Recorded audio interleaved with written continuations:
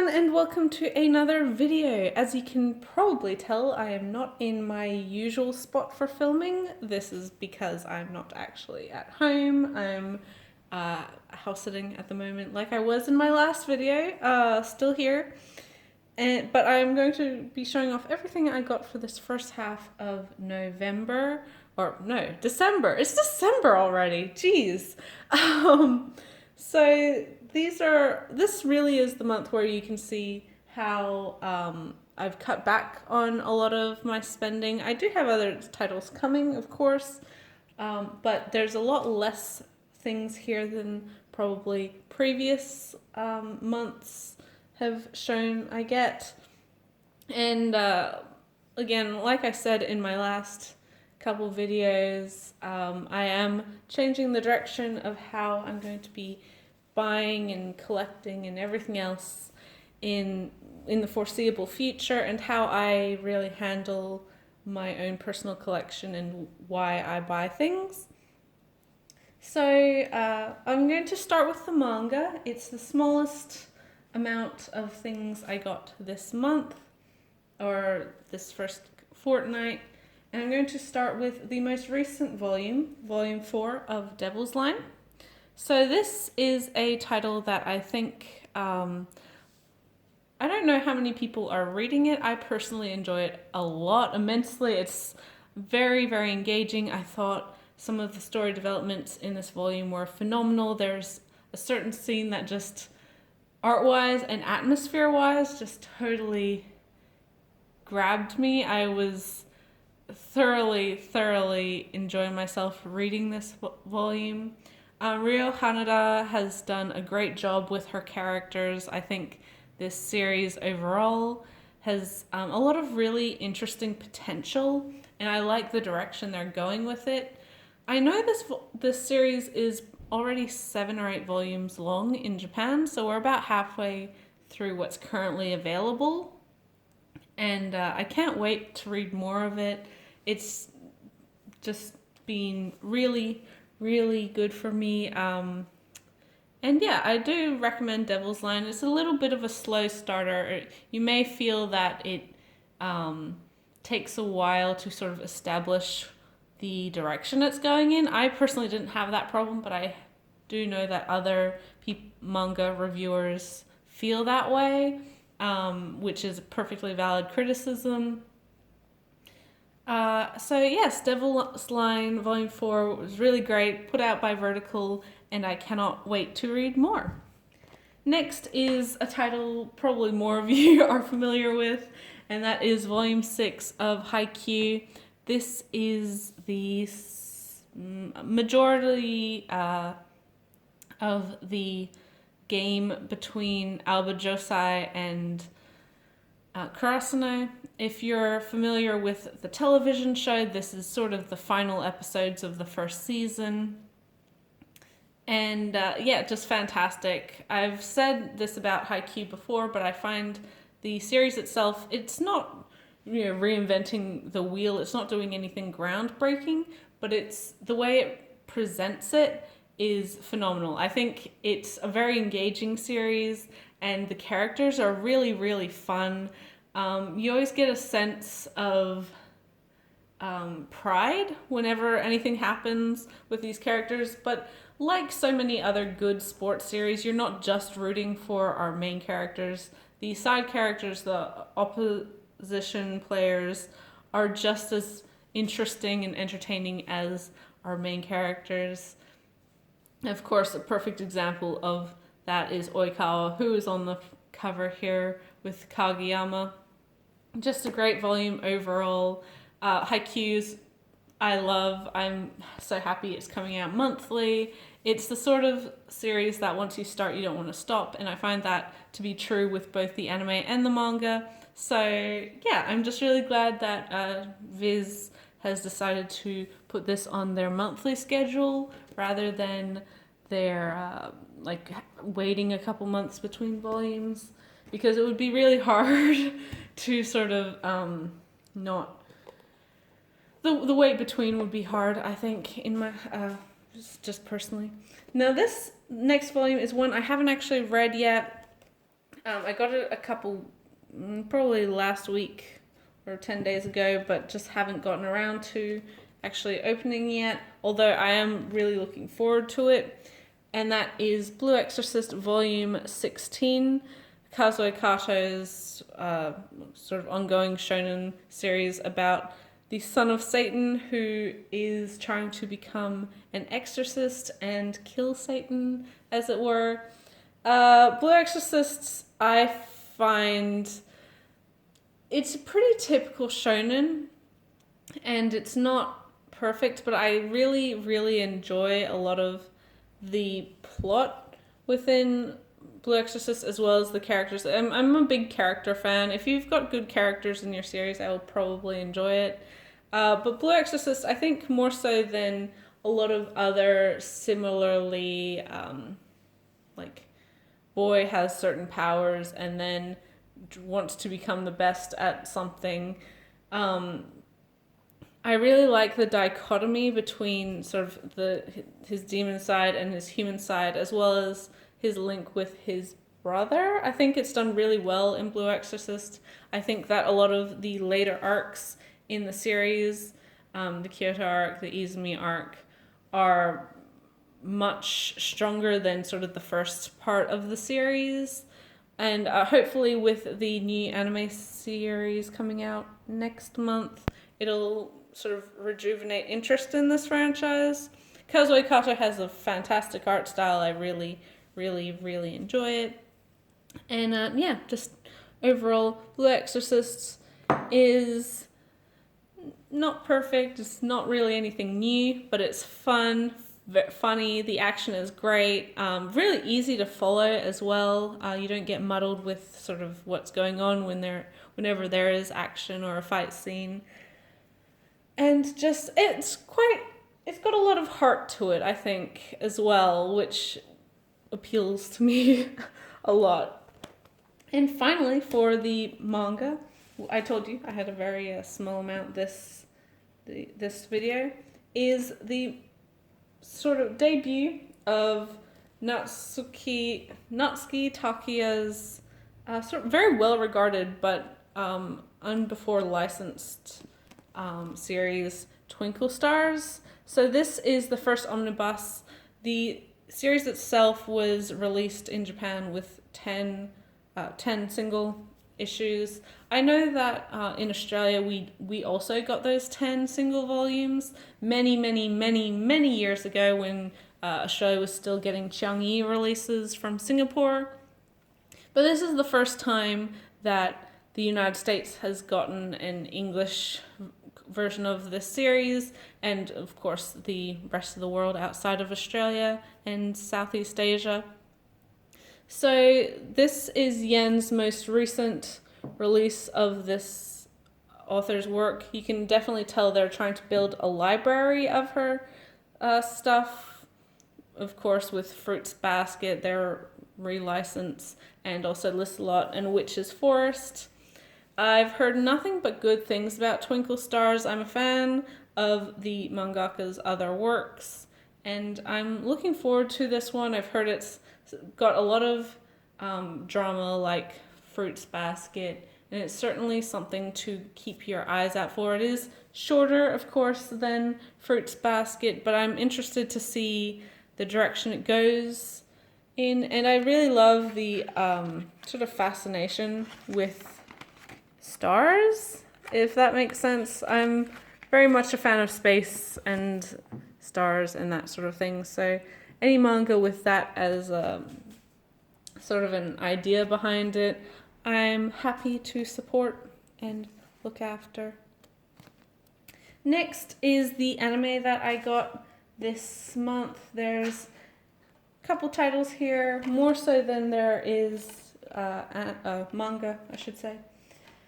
But first is a UK Blu-ray. This is the standard release of it. I did think about getting the collector's edition release, but I thought, I haven't seen the film. It was one I really wanted to see. I still haven't seen it yet. But I didn't necessarily think I wanted to put the money or the space towards this giant Ultimate Edition version that Anime Limited put out. So this is Miss Hokusai, a film by Keiichi Hara. So this film sort of documents the life of Hokusai's daughter.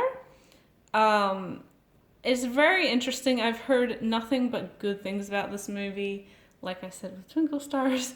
But it's sort of a topic that I really, really am very interested in. Hokusai, of course, being the very, very famous artist from Japan, who is most well known probably for the wave that most people can recognize. This film is subtitled only on this release, although G-Kids is going to be releasing it with a dub. I personally don't think I'd need a dub for this film. I'm happy with it being subtitle only. I know that it is sort of incomplete without that dub, but at the point that Anime Limited was with this series, this film, they had licensed it several years before, but it had kept getting pushed back. Of course, I don't really know the reason why. I can only assume from the Japanese side there were issues with just whatever was going on. So unfortunately it got pushed back so far that by the time it was getting released in the UK, the US had just recently licensed it themselves and had just recently announced the dub, or that they were planning to do a dub for it. So Anime Limited sort of made the executive decision to, rather than delay it for another 2 years, possibly, that they would just release the film as it was, how they had already planned to. I know some people are disappointed by that, but like I said, I don't really need a dub for this film. I generally don't watch that many dubs anyway, but Miss Hokusai, the film itself, is amazing, definitely deserving of the watch. It's sort of more of an arty film though, so go into it with that sort of expectation. The other Blu-ray release I got this month is another UK release, but this one I actually did get the collector's edition for. Pardon me, got the hiccups. And this is a series I already own, but I am in love with, so I was perfectly happy getting the UK release of it, and that is Free Eternal Summer, the Blu-ray release of the second season. So my original thinking of when I got this, or when I ordered this, I should say, was that at the time, nobody in the US had licensed the first season of Free Iwatobi Swim Club. But Funimation had just recently put out their collector's edition of the second season. So it wasn't till much later that Crunchyroll and Funimation announced their sort of partnership in Funimation releasing Crunchyroll's catalog. So I wasn't really sure whether or not, like, which company would release Free, if it would ever get a Blu-ray release, but I was fairly confident that the UK would. So I wanted to get sets that matched. I know that's a bit OCD, but it's a series I really, really love. I've seen it many times, and more than for just the fan service. I actually really, really do enjoy the series and the direction that this season in particular went with. But now I have 2 copies of this great series. As for whether or not I will be picking up both versions, like the US release and the UK release of Free Iwatobi Swim Club, I would probably say yes. I'm not entirely sure whether or not I will, but knowing myself, I probably will. So the box looks like so. I think that tagline is funny. I actually really like it. I thought it was funny and clever and pretty tongue-in-cheek. But like with all anime limited releases, this one comes in a digipack. It also has a quite thick art book with a bunch of notable artwork from various sources in it. So yeah, free Eternal Summer. One probably the better season of the two. Well, definitely the better season of the two, and another copy I'm happy to have. Next, or finally, it's not finally, but all the rest of my anime I'm going to be showing off is DVD only, mainly because that's the only way it's been released, and they're all series that I really want to watch, and I don't think they'll ever get a Blu-ray release anywhere, so I'm not going to be holding my breath on that. First of all is something I mentioned in my last videos, and they are volumes 1 and 2 of Toward the Terra. I have already gotten 3 to 6 for this series, so now I can finally watch it and see how it holds up and compare it with the film and the manga, and just enjoy the speculative science fiction story that Toward the Terra presents.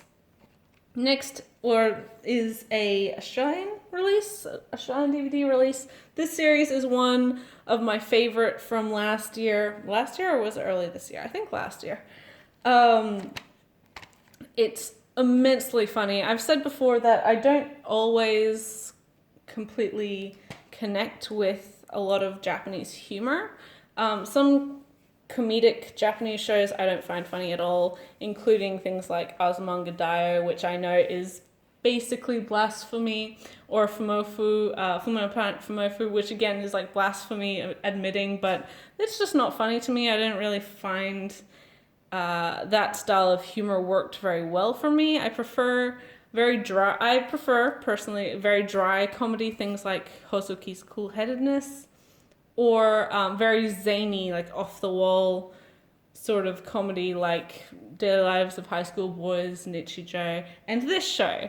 So this is probably the most outrageous of all the comedies I've seen in anime, and that is Mr. Osomatsu, or Osomatsu-san. This series is hilarious.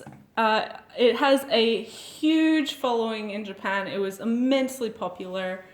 Did gangbusters on DVD and Blu-ray releases. And it follows the story of 6 identical brothers, so sextuplets, who are sort of just, they're neats basically, pretty useless. They don't go to any sort of schooling. They don't have any jobs. They don't do anything. And sort of the shenanigans they get up to with the people around in their neighborhood. This series is sort of inspired by the Showa era manga called Osomatsu-kun. And actually the first episode, which I don't know, it's not on this disc because it was pulled for sort of licensing problems. It parodied too many things, basically. But they make a joke about how they're finally getting a new anime and they have to update their look. And in the manga, it's their child selves that are probably 7-8 years old. But in this new, it did also get a 80s anime, so I think that's more so what they're referencing. But with this release, they're sort of mid to late 20s. And just, again, they're not in any sort of schooling or training. They're not making any money. They're just basically useless brothers. Osomatsu is the oldest. Then we have Karamatsu, who's sort of the narcissist in love with himself. Choromatsu, who's sort of the straight man, but also the kind of idol obsessed otaku. Ichimatsu, who doesn't really like to talk. He's not very social. He prefers to just really hang out with cats and thinks his brothers are a bunch of idiots. Joshimatsu, who is probably the zaniest out of all of them. He's a big baseball nut, and just most of the more ridiculous sight gags go to his character. And then Toromatsu is the youngest. He's much more, like, I want to say metrosexual brother. He's sort of chic. He hangs out with all his girlfriends. Not, like, romantic girlfriends, but all his gal pals. He does things. He likes to go out and you know, party and, like, hang out with everyone. He wants to be popular. All of them want to be popular, but they really fail at it most of the time. And these six brothers are very, like, self-destructive as well as destructive to each other. None of them want any of them to be, like, to pull ahead of the rest of them. So if one of them achieves something, the rest of them have to screw them over, basically, because, you know, we're all the same age and in the same situation. You can't be better than we are. But Mr. Osomatsu, or Osomatsu-san, is hilarious. Every single episode I laughed pretty much from start to finish. It's just an outrageous comedy. I know it's on Crunchyroll, so check it out. But so far as I know, Australia is the only country that has a physical release of this series. I believe Madman licensed this sort of just before the series came out, and just before it got, like, super, super popular. It was really an unknown title at that point. So I can only assume that licensing fees were a lot lower than they probably are now. I don't know the probability of this series getting a US release, but it might. I hope it does, because everyone, like, I think most people deserve to give this series a try. It's ridiculous, completely off the wall, almost offensive, hilarious comedy. Just, I love it. I thought it was great. And this series is on 4 discs, so some pretty familiar characters, and then we've got the 6 brothers inside. Cannot wait to rewatch this one. It was so funny. I still laugh at jokes that I remember from it. It's one of those shows. And finally, for the anime, is another Australian release, another series I don't think will ever really see a stateside release. And this one I'm more sure about it not getting a physical release in the US, because Aniplex holds the rights to it, but isn't going to release it because, one, they don't do DVD-only titles anymore, and apparently streaming numbers were not that strong for this one. But for me, who absolutely adores the series, I was overjoyed that Madman had the license for this one. And that is Mushishi Next Passage, the complete 2nd season. So this contains the entire 20 episodes of the 2nd season, plus the 2 45-minute specials, which are technically, like, episodes 11 and 12, and then 23 and 24. No OVA with this one, but honestly, it's just a miracle we got this. And if you're not familiar, Mushishi is the story of a traveling Mushishi who sort of helps people with these problems that arise from interacting with Mushi, who are sort of presented as almost yokai, supernatural elements, but really represent sort of the life of nature, the lowest base forms of life. I'm a huge Mushishi fan, as many of you probably know. I adore the 1st season. The 2nd season is just as good, and the manga, of course, is phenomenal.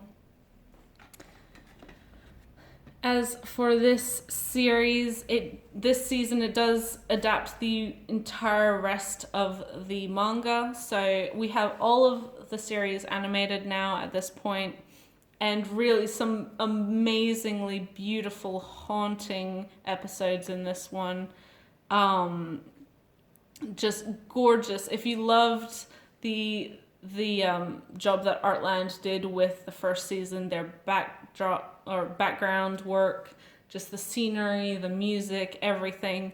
It's exactly the same. It's almost like there was never a break between the two seasons, even though it amazingly to consider there was 8 years between season 1 and season 2.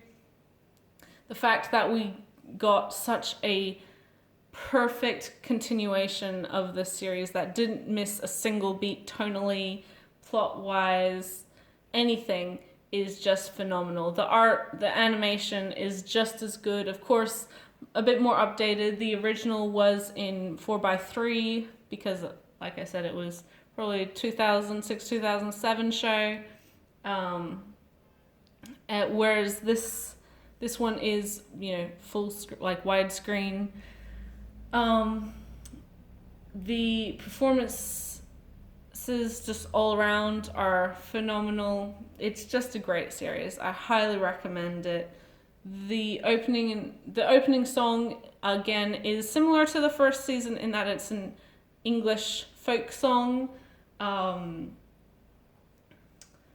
This season has Shiver by Lucy Rose, which is gorgeous, beautiful. Definitely listen to it, and just really perfectly sets the mood. But Mushishi season 2, one of the really most highly anticipated releases for this year.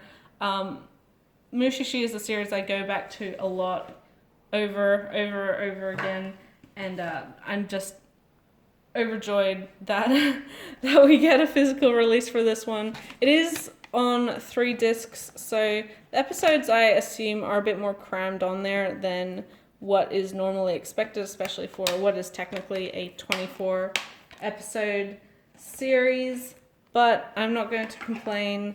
There's far worse it could be doing. And with my first season, I am going to be keeping it in my actual limited edition of the first disc Japanese box that I got in Japan, so it will sit in here with my season 1, like so. It fits perfectly, and I have all of it in one spot. I don't have to worry about it. Finally, there's some merchandise, just quick things again, sort of KyoAni birthday goods, clear files for free characters. First one being Momo, who is